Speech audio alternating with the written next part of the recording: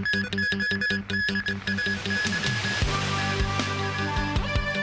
government will consider including the public interest defense in Article 23 legislation.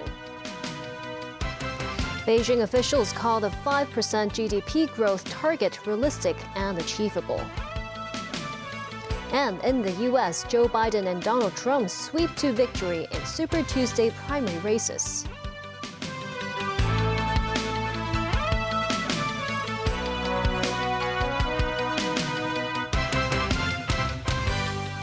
Good evening, and thank you for joining us.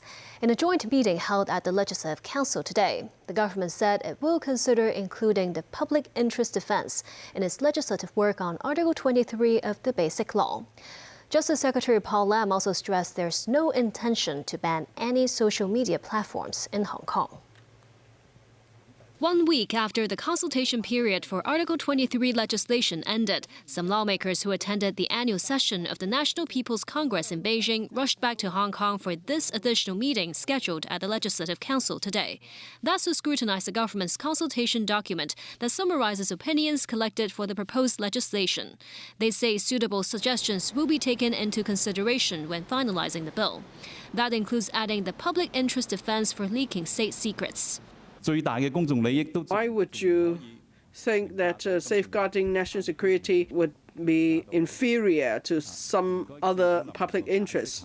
The overarching principle is that nothing trumps national security, and we have to look at the case on a case-by-case basis. The threshold for a public interest defense will be high. The Secretary for Justice added the burden of proof for the public interest defense will lie on the one who invoked it.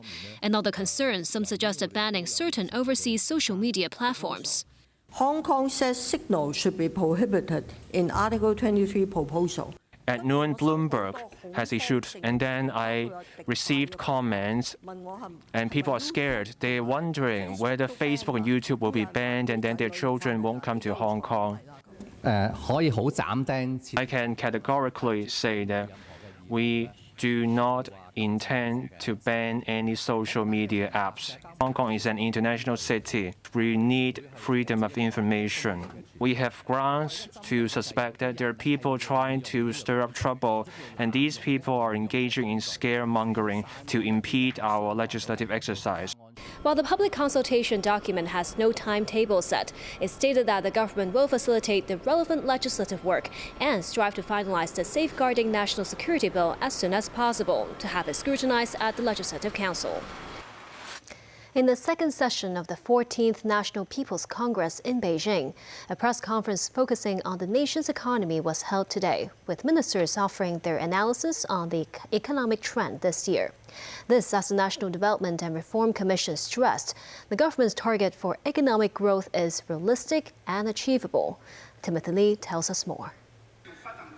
Premier Li Qiang set a GDP growth target of 5% this year in the latest government work report during the opening of the annual session of the 14th National People's Congress.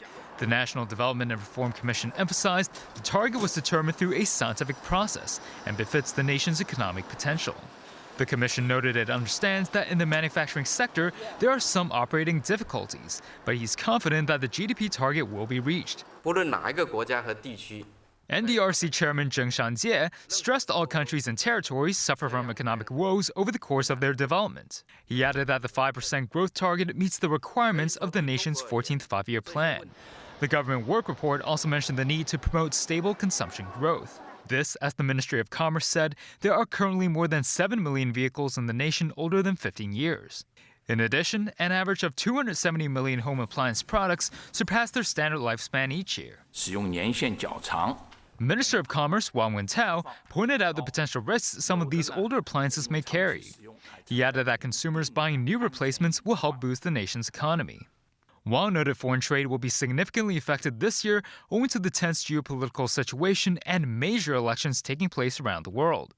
But he noted recent export figures indicated a positive trend. Timothy Lee, TVB News. Vice Premier Ding Xuexiang met with Hong Kong and Macau members of the Chinese People's Political Consultative Conference in Beijing.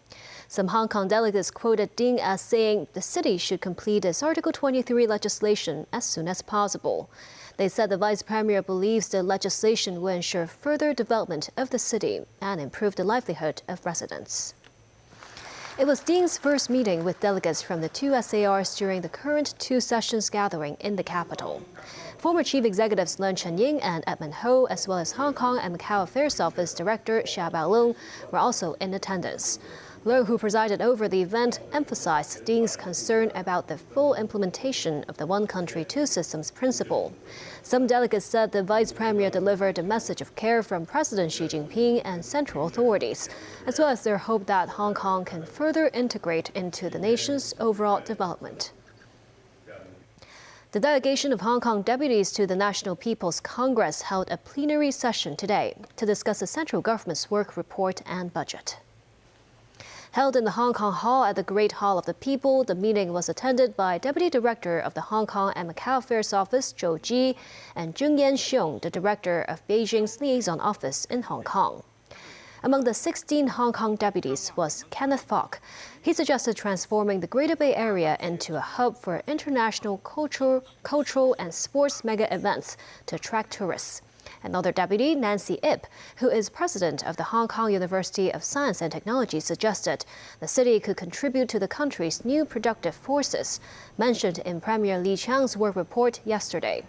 They include the advanced application of new technology and frontier research and the grooming of talent. In the United States, voters across 16 states and one territory headed to the polls on Tuesday in the largest contest so far in the 2024 presidential primary elections. And polls show that President Joe Biden and former President Donald Trump are racking up wins in nearly all primaries, all but clinching their party's nomination for a historic rematch in November. But Republican Nikki Haley denied Trump a clean sweep, winning Vermont in the Super Tuesday races. Tracy Furness has more. Trump won the Republican votes in a dozen states, including delegate-rich California and Texas, brushing aside his only remaining rival, Nikki Haley, who no longer has a viable path to the nomination. They call it Super Tuesday for a reason. This is a big one. And they tell me, the pundits and otherwise, that there's never been one like this. There's never been anything so conclusive. This was an amazing night, an amazing day. It's been an incredible period of time in our country's history.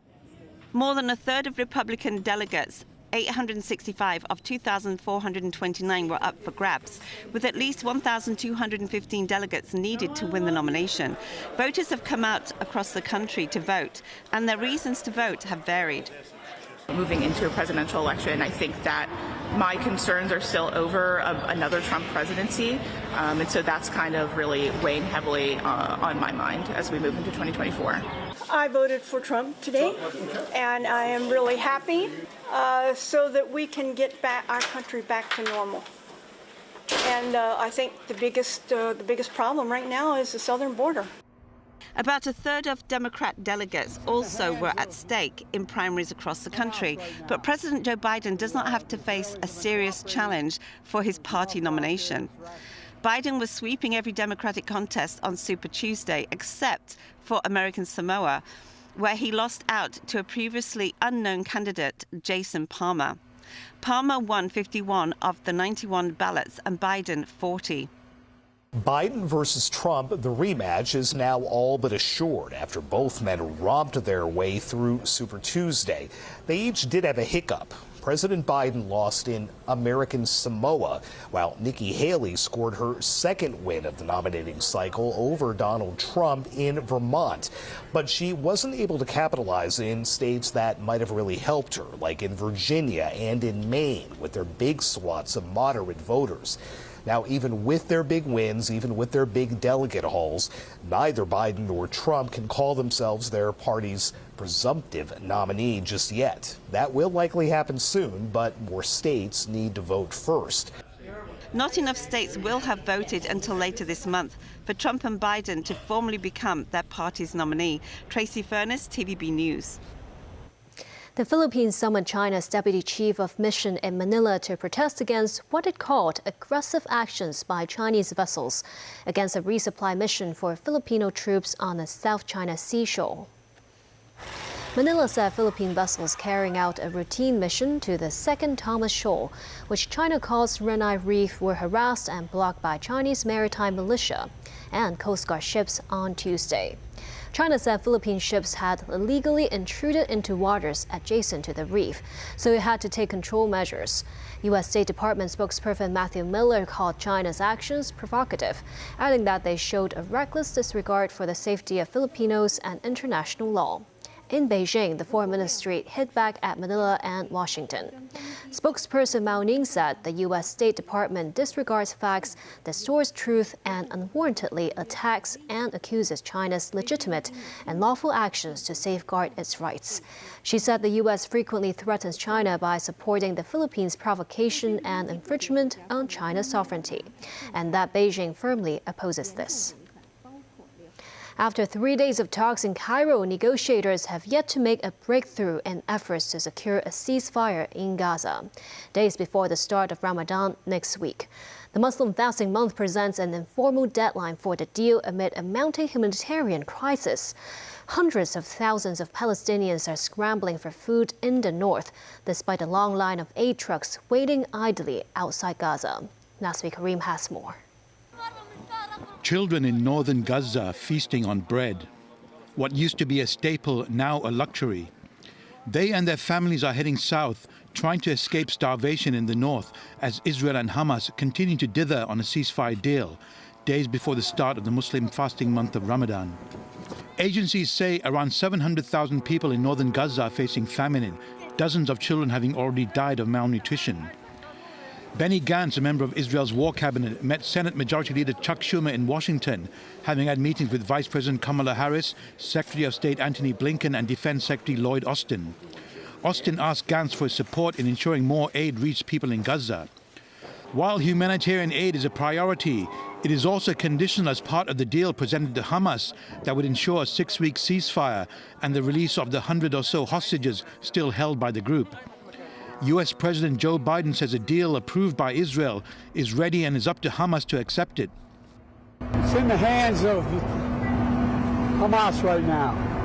The Israelis have been cooperating. There's an offer out there that's rational. We don't know what. We'll know in a couple of days if it's going to happen. But we need the ceasefire. Hamas, however, wants a permanent ceasefire, not a pause, and only then will release hostages. Israel, whose representative did not attend talks in Cairo, is also demanding a list of hostages who are still alive. At the United Nations, the U.S. blocked a 4th Security Council resolution that would have called for an immediate ceasefire in Gaza, a move that drew criticism from Geng Shuang, China's deputy permanent representative to the UN. He said the U.S. has been the only country to abuse its veto power, despite broad consensus of the Security Council, causing widespread discontent in the international community. Geng urged Israel to stop discrediting the two-state solution and to end its illegal settlement activities.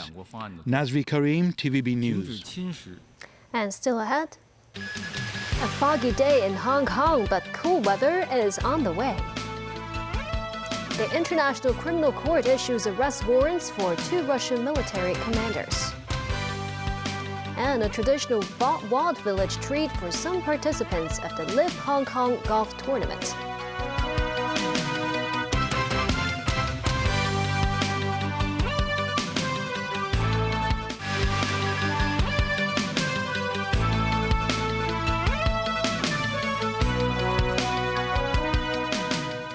Welcome back.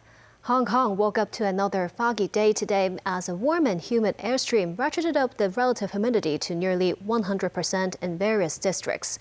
But brace for much cooler weather starting tonight with the imminent arrival of the northeast monsoon. The city enshrouded in dense fog. Looking from the peak, the city's world-famous skyscrapers are blanketed.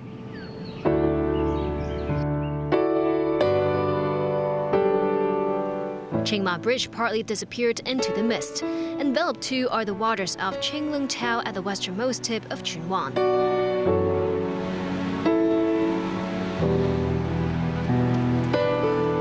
A mirage-like scene in Cheng Yi.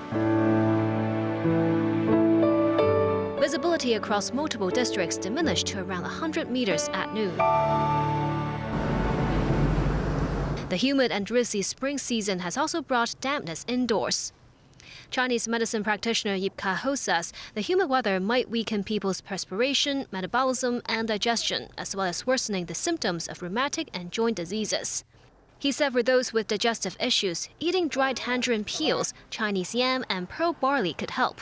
But such weather is poised to change tonight. The observatory said the mercury will dip to 19 degrees Celsius on Wednesday evening, or 16 degrees over the next 2 days, as a northeast monsoon is poised to usher in cooler and less humid weather to the coast of Guangdong.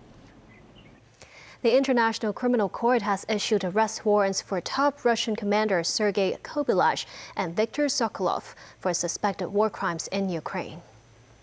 The ICC based in The Hague said there were reasonable grounds to believe that the two were responsible for missile strikes carried out by the forces under their command against Ukrainian electric infrastructure from October 22nd, 2022 until March 2023. The ICC said the attacks caused civilian harm and damage that would have been clearly excessive to any expected military advantage. This is the second set of warrants for the arrest of Russian officials related to the war in Ukraine. In March last year, the ICC issued warrants for the arrest of President Vladimir Putin and Children's Commissioner Maria Vavlova-Belova on war crimes charges related to the reported abduction of Ukrainian children. Moscow denies war crimes in Ukraine and has dismissed previous ICC war crime arrest warrants as part of a biased Western campaign to discredit Russia. Production at Tesla's electric vehicle plant near Berlin came to a standstill on Tuesday, and workers were evacuated after a power outage that officials suspect was caused by arson. Officials in the state of Brandenburg said someone deliberately set fire to a high-voltage transmission line.